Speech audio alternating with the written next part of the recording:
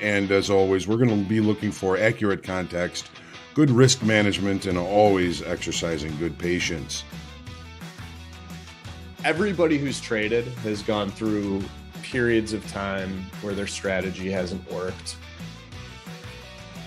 Where if not a hard stop, you should reevaluate the trades you're in based on time. That's what we're here for, is to put ourselves in the best success. A trading routine does that, builds that habit, lets you know what to work on, what to reflect on, and what to improve on the next day.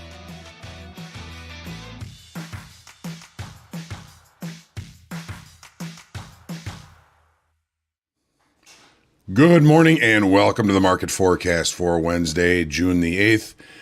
I'm John Hoagland. Thanks for trusting me with your time. Hopefully, if they are in the markets already, things are going your way. Hopefully, your morning is going as smoothly as mine. As always, we're focusing on context, risk management, and patience. All have to remember to be patient. As far as economic numbers this morning, 9 o'clock, the wholesale inventory's preliminary number is due out. Probably not going to be very impactful. Most impactful, mostly on crude oil, is going to be the EIA petroleum status report due out at 9:30 Central this morning. As you take a look at the news this morning, the World Bank has cut growth forecast, as well as the OECD, Organization for Economic Cooperation and Development. They've cut the growth forecast from 4.5% to about 3%. India and Poland raising rates, key rates today. U.S. stocks set to open lower on renewed inflation fears. Thank you, Mrs. Yellen. And crude prices have firmed a little bit as the UAE has warned of tighter supplies as China's economy rebuilds. And we await for the EIA petroleum status report today. The VIX is up a little bit this morning. Not real high, though. 24.44, just up a little bit. The dollar index also up slightly, 102.38. And the yield on the 10-year holding just above that 3.03 level percent. As always, make sure you hit the lucky like button. Share, comment, question, feedback, and heckling and love are all welcome here on the forecast. Make sure you subscribe to our YouTube channel.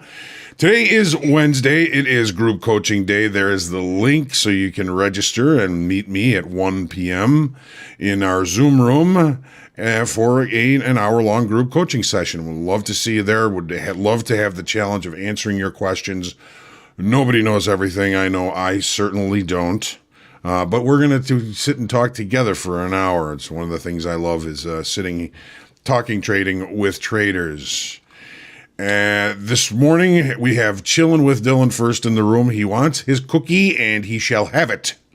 Good morning, Terry King. Good morning, Shaw, Brian, Tachyon, Zachary, Theo, Scott Saw, and he conquered. My brother Rick is here. Good morning. Love you. Kevin Guy, Marcelo, James Swan, good morning, everyone, to you as well. Manuel Caesar, good morning, Spencer. Sarah Hall, good morning, prayers and love to you as well. My brother Tom, I got my brother Daryl and my other brother Daryl here. Tom, good to see you as always. I love you. Bill, Charles March, Randall, anyone having issues seeing their charts on TST, I am not. That's the only answer I can give you. Good morning, sir. Carpe diem, Vince. Good to see you. Chris Johnson, Spencer. Charts are fine, but the tick tape and the dome disappeared for a second. I haven't had any issues, but I'm hardwired in, so there may be some sort of Wi-Fi issue. If you're on Wi-Fi, if you're on Ethernet, hopefully, then it's maybe just a brief glitch in your internet service, but I haven't had any problems of late. Janusz, good morning. AZDZ, good morning to you. I love that chat name. Rusty Golfer, Glitter Sandwich, good morning. Jerry is awake. Hopefully John is too. Eddie, good morning. Jack Doherty, good to see you, sir. Eddie Silva, David, Trading Research, Dummy Trader, Dead Letter Opener, good to see you. Good day, mate. That's not a knife. That's a knife. William, good morning. Frank, Phil Kuhn, good to see you. Lucas Trader, Reset Workplace, I had a problem also. Thank you, Vince. I had to rebuild the setup, Randall did. Wow, okay. Frank Leonard, no issues. Vince, that worked. Ronald, good morning. Haven't taken a trade yet, waiting till after work, but officially in step 2 finally. Nice job. Ireland Tile and Marble. I had some bad issues this last week with my setup corrupting in TS Trader. I just had to reload my saved. It's always a good idea to download your platform, your layout. You can download it into your computer, and if it does get lost, you can always reload it. Denny Z, Brian Douglas, Dead Letter Opener, you Randall. Luckily, I made a few backups. Rusty Golfer, long stops in green. Let's go. Mike, good morning. See a couple of new names there. As always, it's a pleasure to have you with us here on the Market Forecast. And we are always, looking for your success. Looking forward to it. And we've got plenty of time here to look at these charts. Hogue, I got a question. A few weeks back, after Powell changed the rates, the Dow didn't tank that day. It tanked 1,200 points the day after. Why the delay? Well, Lucas, there's something in futures trading that's is an old adage that says, buy the rumor and sell the news. Quite often when there's an expectation of a release that's going to move the market, we all knew rates were going to go higher. We all thought that when rates went higher, it would start to push price lower in stocks. We're all already short. When the number comes out, those that are able to affect the marketplace are already in the marketplace. So you get almost an opposite reaction. So that buy the rumor, sell the news was always in the grains, and they were always thinking, well, if this comes out as expected, price should go higher. So they all go in. Traders, investors, speculators all go into the release already long.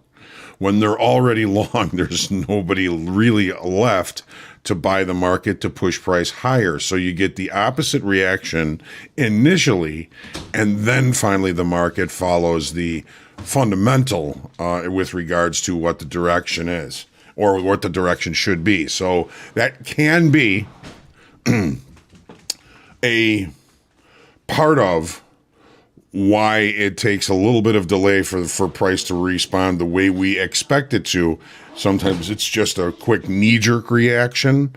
Sometimes it's more of a delayed activity. Sometimes traders have to digest the information and how that's going to treat the market. That's just one theory, one idea, and one old adage from the old grain floor. Buy the rumor, sell the news. In this case, it would have been sell the rumor, buy the news. But you certainly did not want to be long the following day as the market digests that information and the true direction comes to play. All right. Honey, are you going? All right. I was going to see if I could get her to give me a kiss, but let's jump into the charts instead. All right. Starting with the E-mini S&Ps, here's the daily chart. What do we see here? We see continued balance. I see almost a new kind of coiling here. We're seeing higher lows and lower highs, but we're really centrally located inside this area of balance and inside last week's range, inside a weekly kickoff range. It's consolidating, it's chopping, it's just it's digesting and waiting for new information. We are in short time frame control here. We know that the equities roll next week.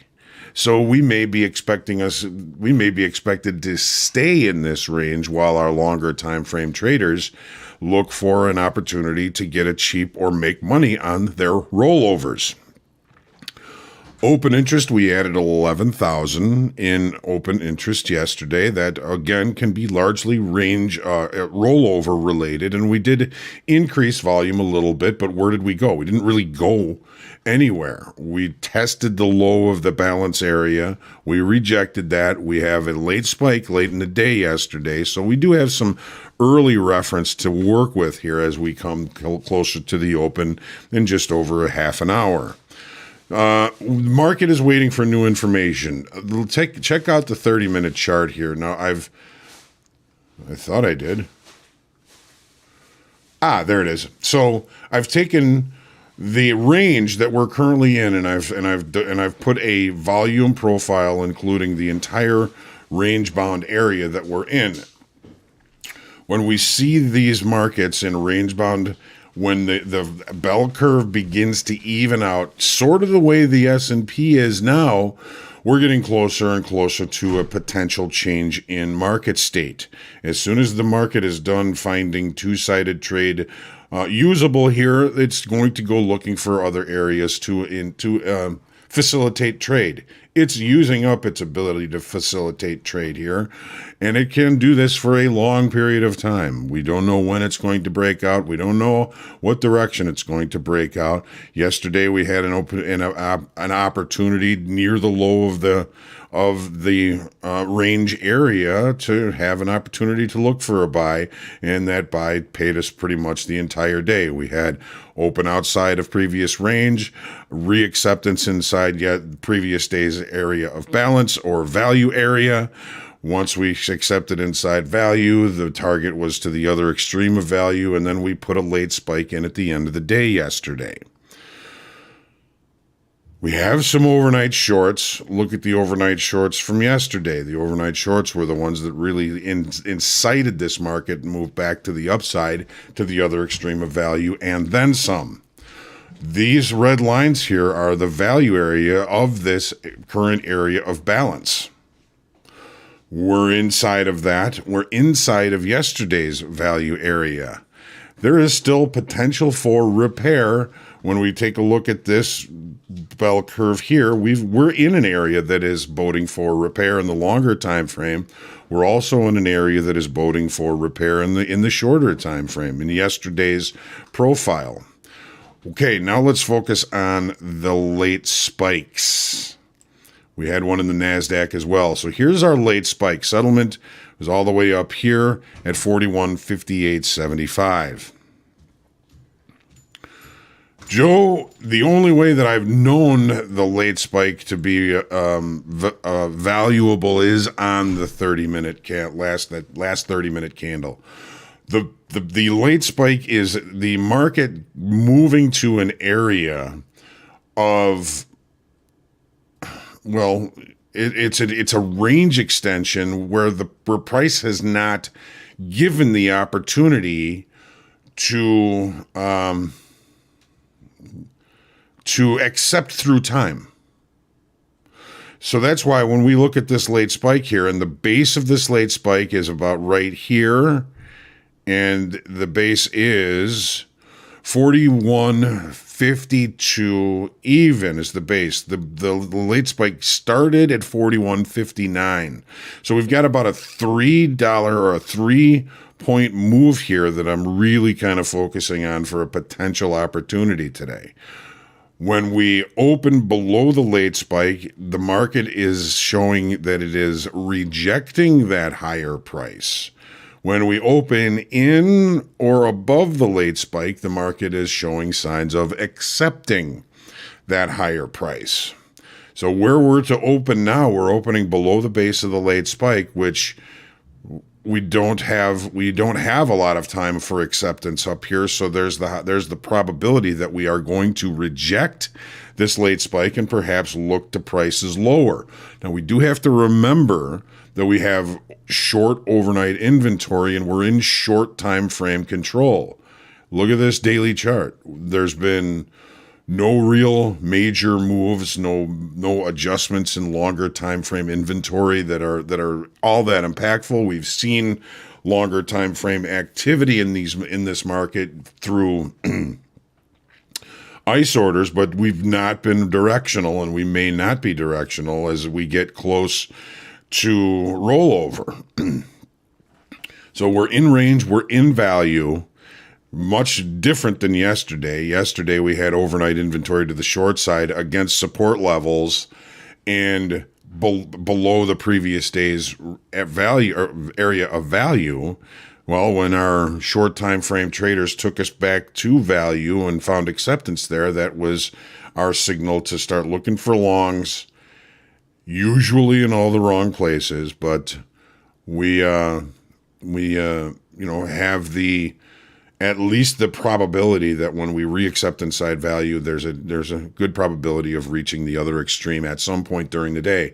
I mean, you had to sit in this trade and have it actually come back all the way to probably your entry, but you had to sit in this trade for 3 hours before we reached the terminus of the value area special situation trade. Today we're in range, we're in value, we are in an area of repair in the day time frame as well as in the longer time frame. We'd like to see some of these holes get filled to even out this bell curve to increase the probability that this market is going to move price to facilitate trade. It's going to take something. We were a little bit lower this morning. Inflation fears, whatever you want to call it, the perception of value over the last 2 weeks has not changed. So we're looking for opportunities using short time frame information. This is no longer a valid naked point of control. Well, this is the point of control for the entire session, so for the entire balance area. So 41.20, 41.19-ish. Be cautious, be patient today. This is kind of synthetic Friday for me. I won't be here. There will be no forecast or recap on Thursday or Friday. No podcast either. Stepping away to do some work on Top Step. Here's the crude oil. Yesterday, we kind of looked at the idea that this market may be kind of struggling to continue this move to the upside. We've got balance areas that are stacked one-on-one. Right here, we had a little bit of space between this area of balance and this area of balance. They're getting smaller. They're getting closer together. That's an indication of a market or an auction process that may be tiring to the upside. We do now have new warnings by the UAE that may bring continuation or change to this market. We're expecting the EIA to announce a 1.9 million barrel draw here in the U.S. However, yesterday the API, kind of the opposite of that, announced a 1.8 million barrel boost. So we've got to be patient and wait for that information here at 9:30. What are we looking at on the 30-minute chart here? Okay, we opened with a gap, and we've immediately closed that gap, is the way it looks to me right here. We have some overnight longs. Those overnight longs, if they don't find support here, probably pretty close to this last week's high, they may find some fear and bring price back into value and back towards the settlement price, which is 119.41. Our overnight low, 119.30, our overnight high. Taking out the previous recent overnight high, we've got another overnight high here. That's one of the things that markets don't like to leave. These are recent highs that occurred in the overnight session. Still waiting for the S&P to take out the overnight high a week ago Sunday, which we've yet to take out, but at some point we will. So we've got an opportunity here at the gap close to perhaps look for longs. It's last week's high. Let's take a look at what the first minute of trade brought us. So the opening range is the high of the session so far. We don't want to necessarily fight that. We've got 55, 75, 24-point opening range. And it can indicate that the sellers are in control right off the open. We don't know how long it's going to stay there. Where are we? We opened largely out of range and out of balance, so that makes the opening range trade, gives it a little bit of a higher probability of working out. We've had the market come back to the low of the opening range a couple of times here. It doesn't seem very confident here, and I'm not in any hurry to get into crude oil in this current situation. It might be a good spot, but I'm not looking at doing anything there just yet. Nasdaq, very similar, to, of course, to the S&Ps.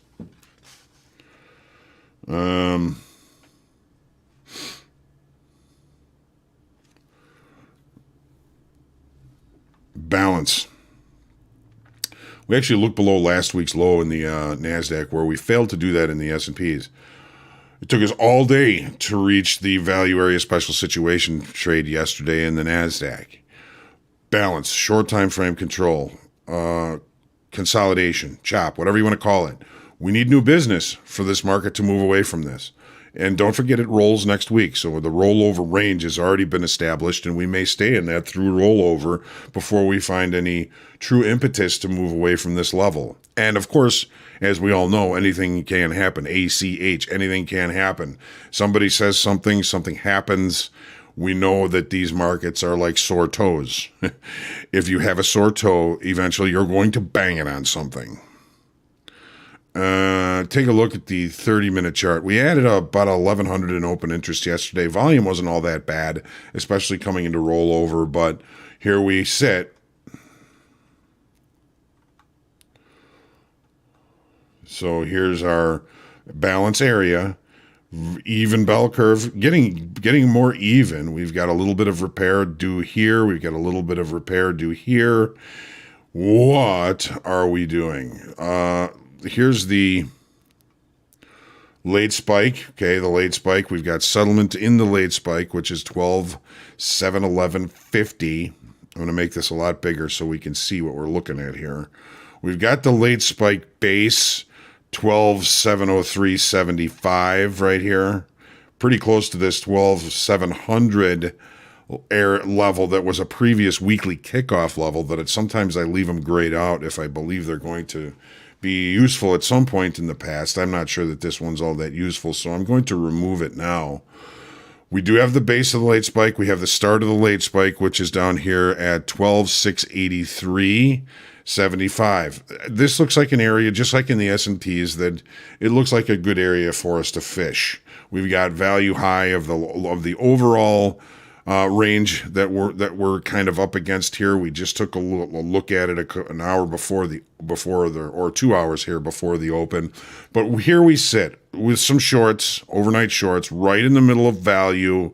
There's lots of little holes that could use some repair, little holes that could use some repair in the longer time frame bell curve or volume profile that kind of holds the entire area of balance that we're in. Patience. We're right in the middle of value. Point of control from yesterday, the fairest price, we're right there. I'm probably not going to be looking for anything to do here until we start to get closer to the daytime frame extremes. In other words, the overnight low or the overnight high or the daytime extremes from yesterday with value high or value low. Let's take a look at the euro. I'm having to say this quite a bit today. These markets are so in balance. Oh wait, we didn't do gold. Hang on. Again, balance, chop, consolidation, short time frame control, volume a little higher yesterday. Lost a little bit in open interest. Where our little tennis player is centrally located right in the middle, waiting for the next volley. If it comes up here, he's going to be there. If it comes down here, he's going to be there. Where is the business in gold here? It's been a tough road. Again, our little player is central. Here's the 30-minute chart. Yesterday, the entire session, regular trading hour, was inside the previous day's session, inside value even. Look at how this market adhered to value from the previous day, low, value from the previous day high. Here we open in value, and we're testing up to the overnight high. We just tested to it. We got a little bit of a look through it. We saw resistance here yesterday. There's a lot of different areas and different levels to look for opportunities in this market because of all of the visuals that are available to us. It can get us a little chopped up. So try and stay patient. We did open in range. We did open in value. See if you can get some opportunities near the initial balance extremes. Initial balance, again, is that first hour of trade.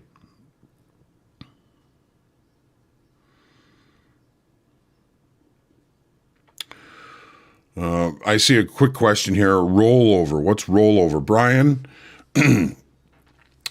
when you trade futures, you notice there's always a contract month attached to it. This is the August contract of crude oil. You notice we're looking at the March contract or the June contract here in the S&Ps. As we get into June, the June contract is going to expire and any open positions are going to settle in cash. And then we're going to have to move to the September contract, which is the next front month next week, in order to trade the most liquid month. If you hold a contract of, let's say, crude oil past expiration and you're long, you're going to be getting notification and they're going to ask where you want your 1,000 barrels of crude oil. So it's very important to make sure you pay attention to the rollover and pay attention to the volume, because we've got our currencies yet tomorrow are going to pretty much roll over into the September contract. Now, I'm not going to be here tomorrow to remind you of that. Just make sure if you're trading currencies, you want to be trading September U contract tomorrow. So let's move on to the crude oil or to the euro right now. I mean, it's almost the same situation as gold. Range bound, balance. It's getting old saying that, and it's not going to last forever. One thing that's for sure about futures trading is change is going to happen. We added 36,000 in open interest yesterday, and I'm viewing that as more of a function of rollover, as many of our longer time frame traders choose to leg the spreads. In other words, they'll get into one futures month before getting out of the other, and I believe that is what is happening here. So we have short time frame control as our longer time frame traders try and get a cheap roll. Open interest and volume is going to be rollover related. Here's the 30-minute chart.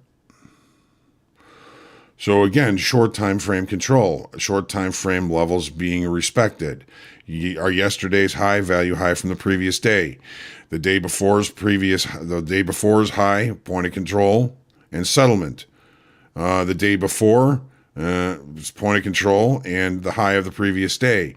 You can see how these short time frame controlled markets adhere to short time frame levels.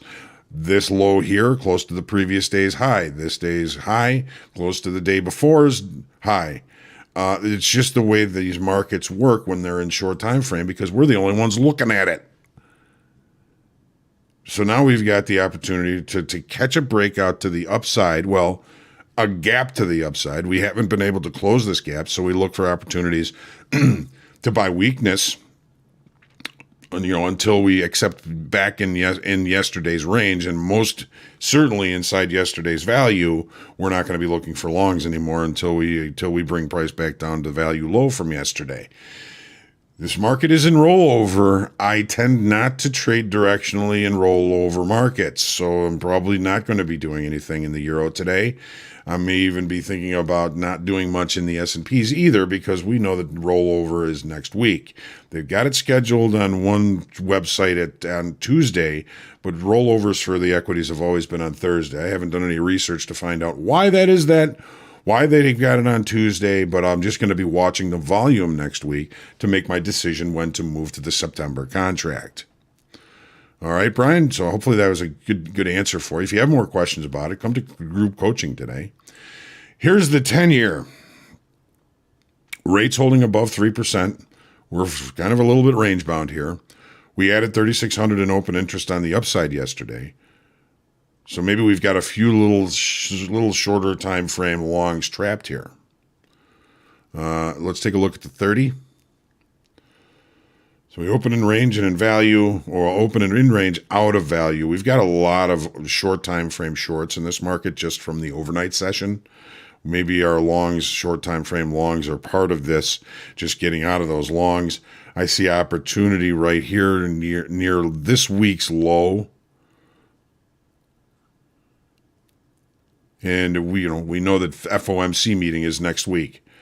So there's going to be a lot of posturing and a lot of hedging by the longer time frames to be prepared for that, and I think that starts now. Let's take a look at the nat gas. We've grown some legs here since this morning when I first sat down.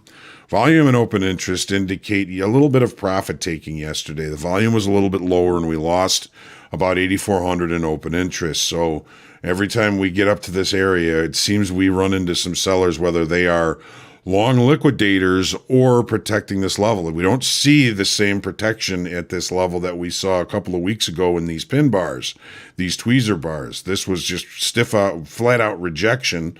We are spending time up there now. We are finding opportunities to accept in that area, in this kind of price level, if you will. Price is still maintaining above that weekly kickoff high. When I look at a market and I look at the success of the auction process, most of it to me is weighted on time. We've spent 2 days up above weekly kickoff high. We looked at it this morning, last night. We rejected it. We seem to be bringing buyers back into the market. Here's the 30-minute chart. Here's our push to the upside. Here's possible long liquidation. We didn't really push too far. We still have support here at the value low from Monday, weekly kickoff high.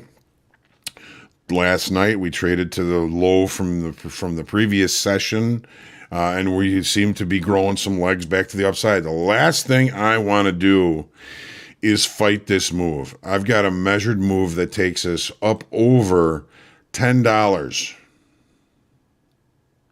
Over $10 per million BTUs.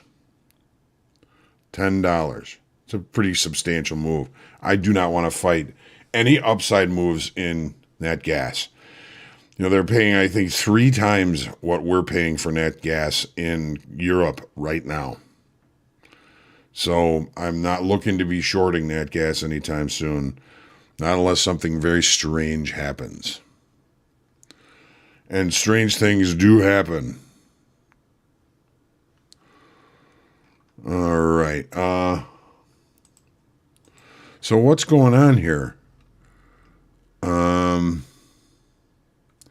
Dan, just stopping by to say hi. Unfortunately, I'll be back a while. It'll be a while before I'm back. I've ended my subscription to 10 failed Step 2 combines. I'm sorry, Dan. We are looking forward to your eventual success. So please keep in touch with us. Let us know how things are going. And we will, of course, be looking for your contributions anytime you want to chime in, to make Hogue money, anything. Dan, it's been a pleasure having you around. You're a really good trader. And again, I'm looking forward to your success. So a late spike is an extension of all previous candles and cannot be an engulfing candle, an engulfed candle. No. But on that late spike, that's the 2:30 to 3 o'clock bar in the equities. Once we put that late spike in and we close in the late spike, I don't put as much weight on what happens in that session after we close. Now, that's not always necessarily true. When we look at the equities yesterday, here's the S&Ps. Here's the late spike. Immediately after the late spike, it shows signs of rejection, but on low volume. That can be a useful signal to see what we're going to see today, and we're going to be opening below that late spike. The time that is given up there is not necessarily indicative of continuation. Great question.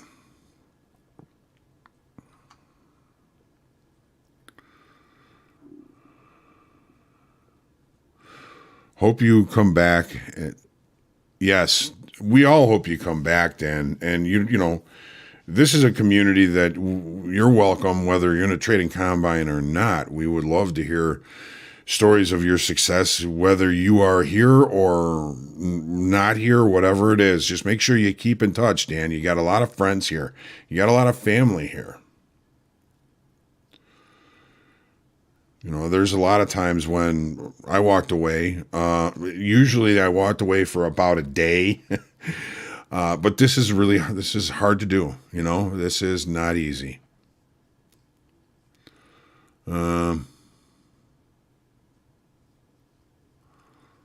Murph is saying a lot of problems for a lot of traders at this time is the high VIX, which makes it much harder and top step to keep within the parameters. Yes, you know, volatility kills, whether you're in a trading combine or trading your own account. It's just that more risk makes it tough.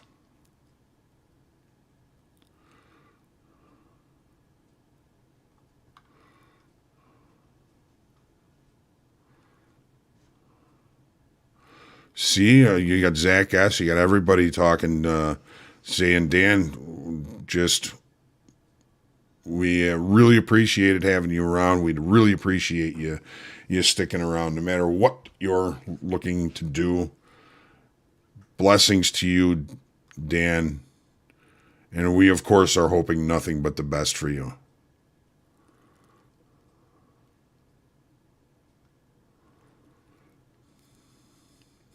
Spence is saying he kind of agrees the post-market hour is meaningless noise, except during earnings season. That's a really good point.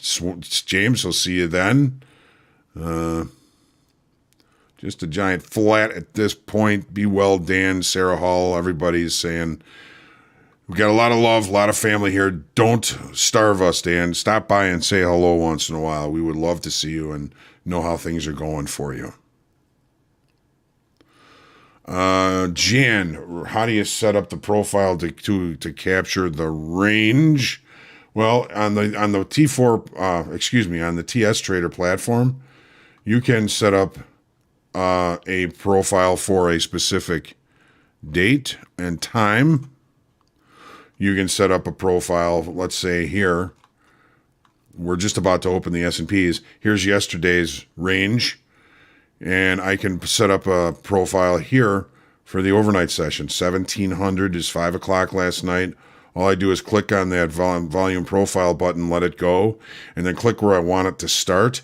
And then I can end it here, or I can have it extend and populate over here.